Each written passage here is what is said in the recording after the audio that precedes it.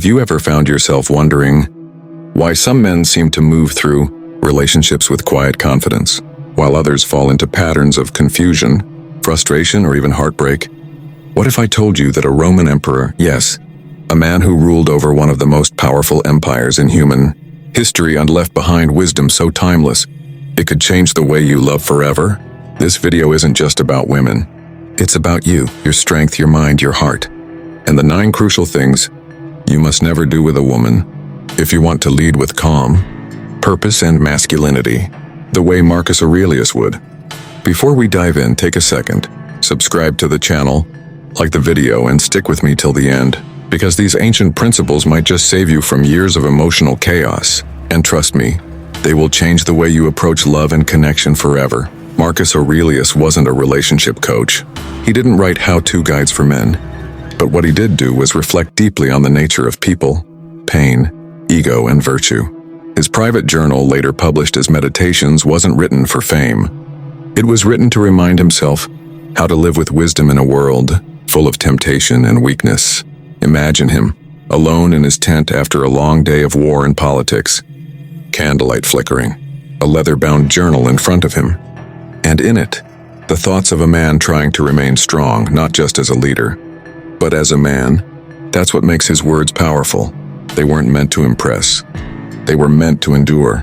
So let's extract 9 powerful suggestions inspired by his philosophy and how they apply to what a man should never do with a woman. 1. Never abandon your values for affection. A lesson I learned the hard way. Have you ever loved someone so deeply, so desperately, that you started doing things you said you'd never do, just to keep them around? Maybe you stopped hanging out with your closest friends.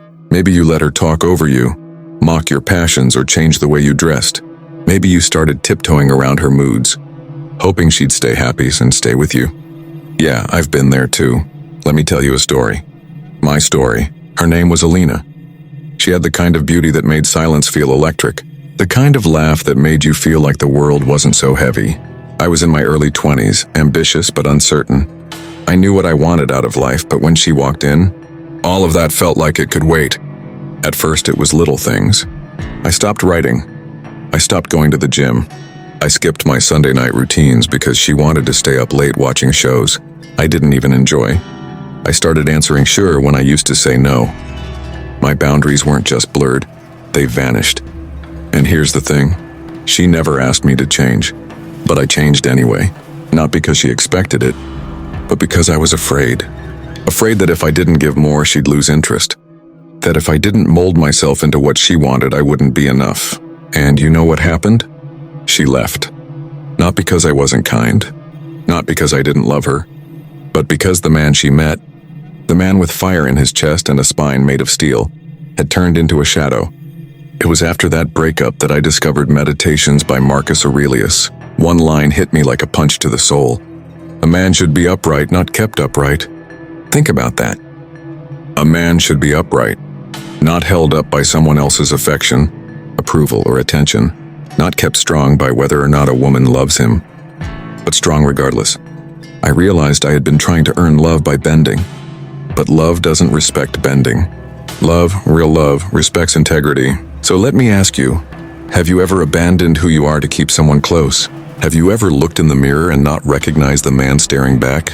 It's okay if you have. We all fall.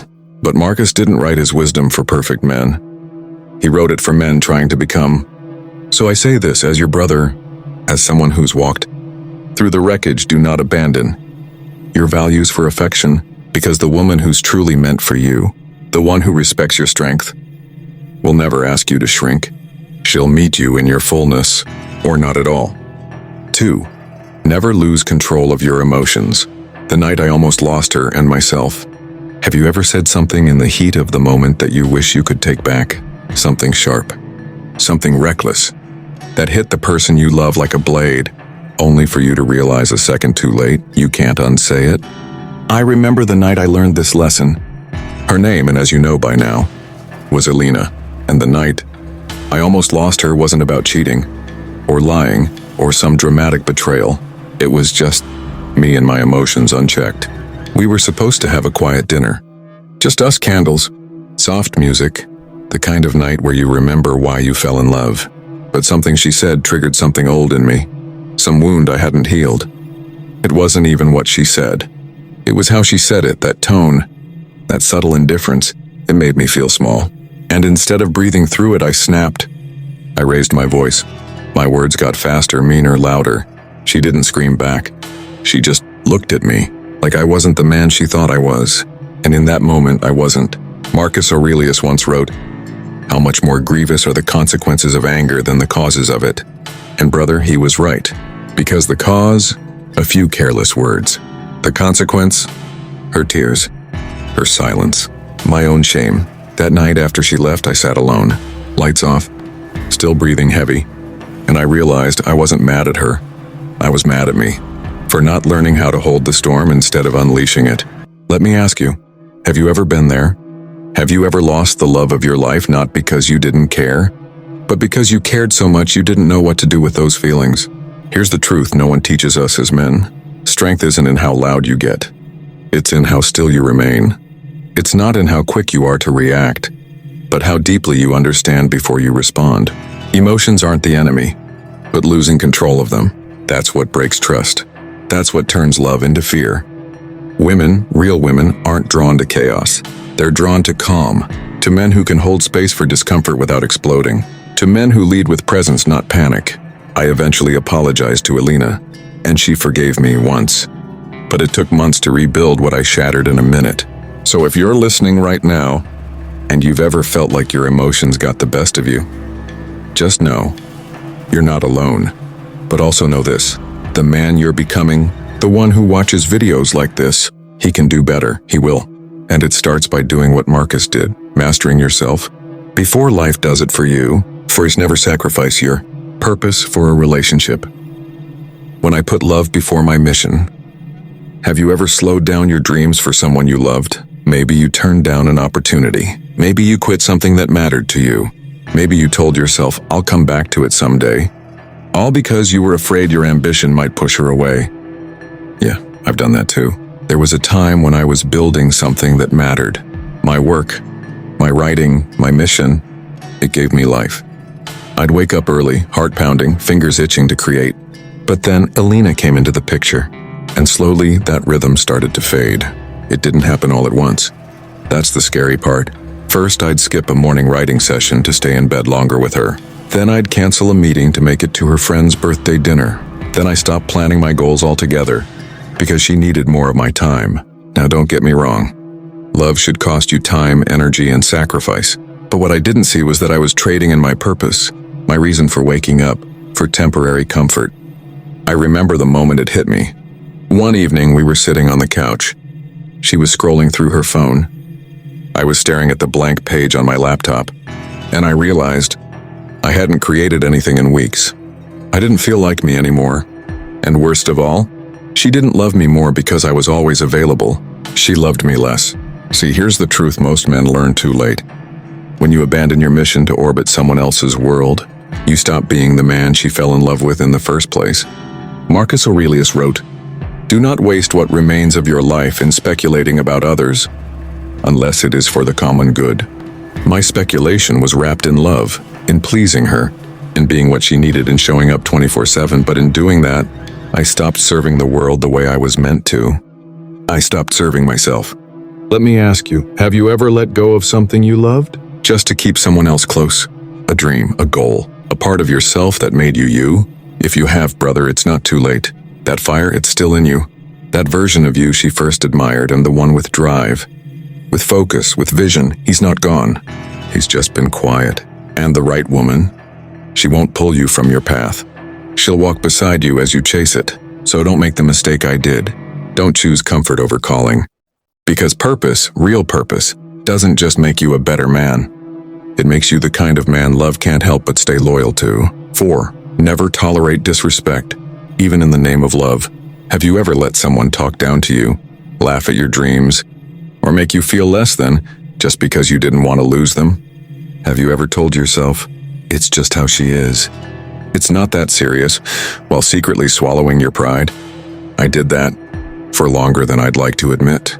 There was a time, deep in the middle of my relationship with Alina, when the respect between us started to fade, not overnight. That's the thing about disrespect. It doesn't come crashing through the door. It slips in quietly, dressed like sarcasm and disguised as jokes.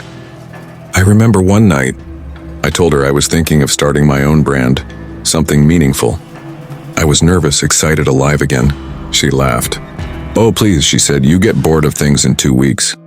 Everyone around the table laughed too, including me, but deep down it stung. Not because she didn't believe in the brand, but because she didn't believe in me, and I let it slide. Marcus Aurelius once wrote, "The best revenge is not to be like your enemy, but what happens when the person slowly becoming your enemy is the one you sleep next to every night?" Here's the uncomfortable truth I had to face. Love does not excuse disrespect. Not ever. You can care about someone with your whole heart and still walk away because they don't know how to treat you. And that's what I didn't understand back then. I thought real love meant patience. I thought I was being strong by holding it in, giving grace, turning the other cheek. But I wasn't being strong. I was being scared. Scared to lose her. Scared to be alone. Scared to stand up for myself and find out she might walk. Let me ask you something. Man to man, have you ever compromised your dignity just to keep the peace? Because if you have, I want you to know you're not broken. You're just learning. We all are. But never confuse disrespect with passion. Never confuse criticism with caring. And never ever let someone confuse love with control. The moment I finally stood up for myself, calmly, clearly without anger, and something shifted. Not just in her, but in me. I remembered who I was. And here's what I learned. The right woman will never mock your ambition. She'll speak life into it. She'll challenge you. Yes, but she'll never belittle you. So if she's making you feel small, brother, it's not love. It's a warning. Marcus was right. The best revenge isn't yelling, arguing, or proving her wrong. It's remembering who the hell you are and refusing to be anything less. 5. Never chase love that must constantly be earned the moment I realized I was trying too hard. Have you ever felt like you were doing too much in love? Like every move you made, every kind word, every gesture, was you proving you were good enough to be loved? Like if you didn't keep giving more, showing up more, fixing everything, she'd slip away. Yeah, that was me. I didn't know it at the time, but somewhere along the way, my relationship with Elena stopped feeling like love and started feeling like a performance. I was always on stage, always rehearsing in my mind before I spoke, always overthinking. Did I do enough for her today? Was she mad? Did I miss something again? She didn't ask me to perform, not directly, but love from her started to feel conditional. If I was funny, she was warm. If I planned a perfect date, she was affectionate. If I gave her space exactly when she wanted it, she came close again. But the moment I wasn't perfect, cold, and I mistook that coldness as a signal that I needed to try harder. I thought, if I can just figure out the right formula, I can keep her. Marcus Aurelius once wrote, "The soul becomes dyed with the color of its thoughts." And brother, my soul, it was soaked in anxiety, until one night, I cracked. We were sitting in silence, again, and I finally asked, "What else do I need to do? Just tell me what I'm doing wrong." She looked at me like I was a stranger. And maybe I was, because the man she saw was not the man she first met. He was exhausted. He was anxious. He was obsessed with being enough instead of knowing he already was. Let me ask you something personal. Have you ever felt like love was slipping through your fingers, and no matter how tight you gripped it, it just kept falling apart? If you have, I need you to hear this. Real love does not ask you to audition. Real love doesn't hand out affection like it's a reward for good behavior. Real love sees you and flaws and all in her and says, "You are enough even on your worst day." The truth? I was chasing her approval, not her heart. I was addicted to earning moments of love, not building something lasting. And when I finally stopped chasing, I found peace. She didn't stay, but maybe she wasn't meant to. Because the woman who is meant for you, she won't need convincing. She'll choose you, not just when you're shining, but when you're stumbling, doubting, trying to find your way. So if you're watching this and you feel like you've been performing for love, stop, sit with yourself, reconnect with your worth. Let love find you instead of you constantly running to catch it. 6. Never abandon your boundaries for temporary affection. The night I let her cross the line, Have you ever let someone push past your limits just because you didn't want to lose them? You told yourself, "It's fine, I'll deal with it." You compromised on things you once swore you'd never allow, just to feel wanted for a little longer. Yeah, me too. There was a moment in my relationship with Alina that still stings when I think about it. It wasn't dramatic. It wasn't loud. But it was the moment I broke my own rules just to keep her close. I had always promised myself no lies, no manipulation, no silent treatments. Those were my non-negotiables, my boundaries. And yet there I was, one Friday night, watching her text an old fling, laughing too loudly at messages she said were just memories. And I said nothing. I watched her flirt with the past and I stayed silent. Why? Because I was terrified. I thought if I confronted her, she'd say I was being insecure and maybe leave. So I swallowed the lump in my throat. I smiled, I pretended. All just to avoid conflict. All for the illusion of love. Marcus Aurelius once wrote, "If it is not right, do not do it. If it is not true, do not say it." But I wasn't living in truth. I was living in fear, sacrificing my inner peace for moments of affection that faded the second she got bored. Let me ask you honestly, have you ever done the same? Have you ever let something slide? Not because it was okay, but because you didn't think you were allowed to ask for more? Brother, that's not love. That's emotional self-abandonment. And it changes you. You start questioning your worth. You start shrinking in your own skin. You start believing that love requires suffering, that to keep someone, you have to lose pieces of yourself, but you don't. The right love won't test your boundaries. It'll respect them. It won't ask you to sacrifice your values just to keep the peace. It'll protect your peace. When I finally confronted her, days later, I expected a fight. But all I got was indifference. A shrug, "You're too sensitive." And that's when I knew it wasn't just about her anymore.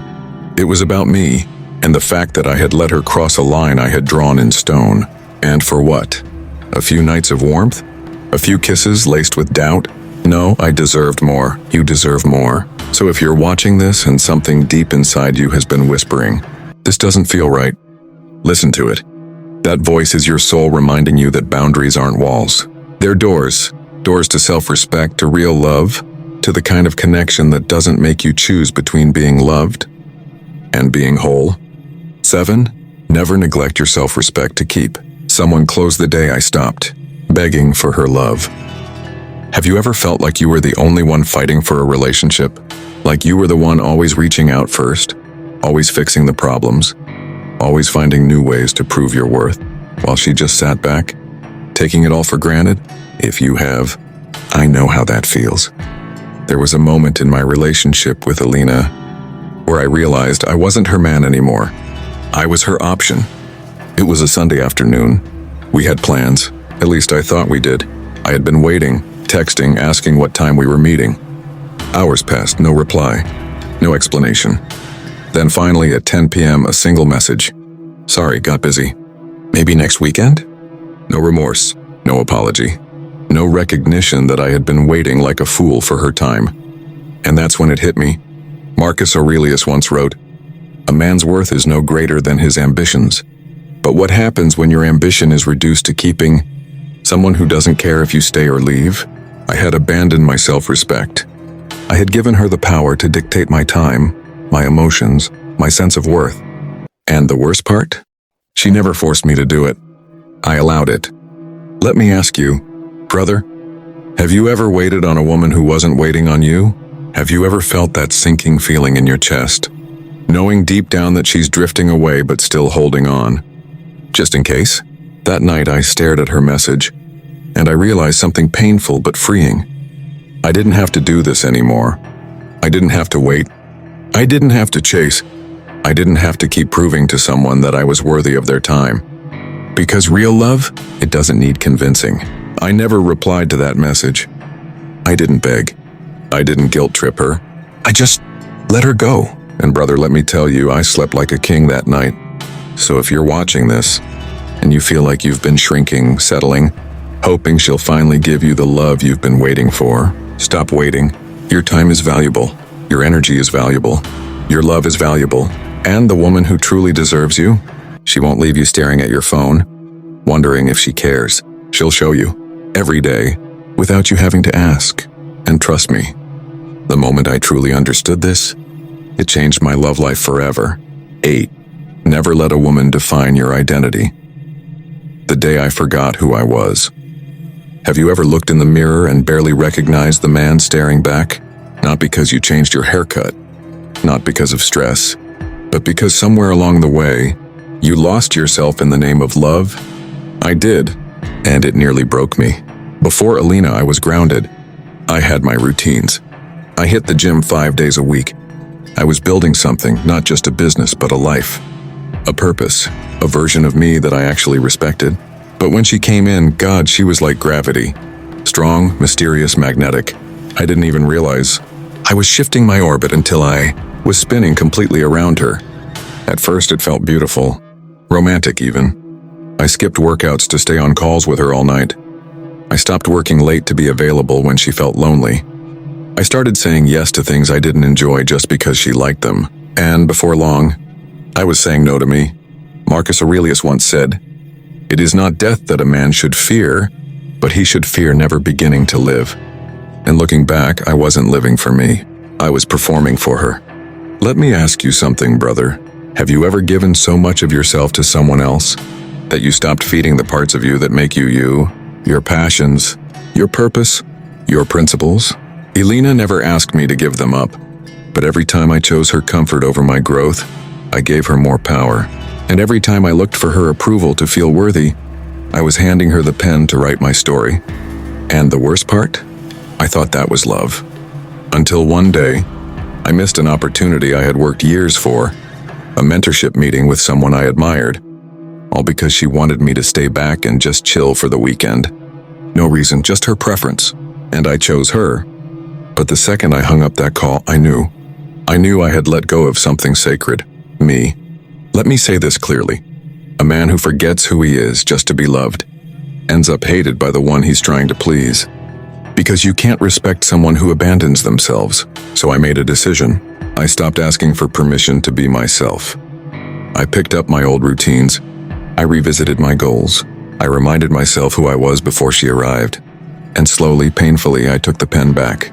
If you're watching this and you feel like you're disappearing in your relationship, pause. Ask yourself, am I building a life with her or am I just orbiting hers? Because you deserve to be the main character in your own story. And the woman who truly loves you, she won't try to rewrite you. She'll help you evolve without erasing who you are. 9. Never confuse. Attention with love. The illusion that broke me. Have you ever mistaken a few sweet texts, some stolen kisses, and that electric feeling in your chest for love? Yeah, me too. And if I'm being honest, that illusion was one of the most painful wake-up calls of my life. It started small with Alina. I still remember the first few weeks, how she'd text me, "Good morning," before I even opened my eyes. How she'd randomly call just to say she missed me. How I felt like her world suddenly revolved around me. It was a rush. That kind of attention, it makes you feel chosen, important, seen. And I remember thinking, this is what love feels like. But let me ask you something. Do you remember the first time you realized the attention you were getting wasn't real love? Not the warm, steady kind. The kind that sticks around when things get boring. The kind that doesn't vanish when the novelty fades. Marcus Aurelius once wrote, "Very little is needed to make a happy life. It is all within yourself, in your way of thinking." And yet, I had built my entire happiness on someone else's attention. Because slowly, those good morning texts came later. Those random calls stopped. The compliments turned into critiques. And suddenly I was chasing a version of her that no longer existed. But I couldn't let go. Why? Because I missed the attention. Not the love. Not the partnership. Just the high. You know what's wild? Sometimes we don't miss the person. We miss how we felt when they noticed us. We confuse validation with connection, desire with depth, attention with love. And when she finally left, I was broken. Not just because she was gone, but because the silence after her absence was deafening. I didn't know who I was without her gaze. Let me ask you this. Have you ever stayed in something too long just because you were addicted to being noticed? If that hits a nerve, you're not alone. But I want you to hear this clearly. Attention can be given without effort. Love is shown through consistency, through sacrifice, through showing up even when it's inconvenient. And the love you deserve? It doesn't come with breadcrumbs. It comes with presence. Alina gave me attention when it was easy, but she didn't stay when things got quiet or routine or hard. Because her love was conditional on the spark, not the substance. And when I finally realized that, I stopped chasing people who were only looking for a moment, not a meaning. So if you're watching this, and someone is making you feel high one day and invisible the next, ask yourself, is this love? Or is this just attention dressed in a prettier name? Because the right woman won't just see you, she'll stay with you, even when the world stops watching. So what have we learned? Love is not about control, not about pretending, not about chasing. It's about clarity, calm integrity. Marcus Aurelius may have ruled an empire, but his greatest conquest was over his own mind. And now, over 1,000 years later, you can apply that same discipline to your love life. Let her come to you. Let your presence speak louder than your words. Let your standards shape your path, not your impulses. You are not here to get a woman. You are here to become a man worthy of one. With that said, thanks for watching, and until next time.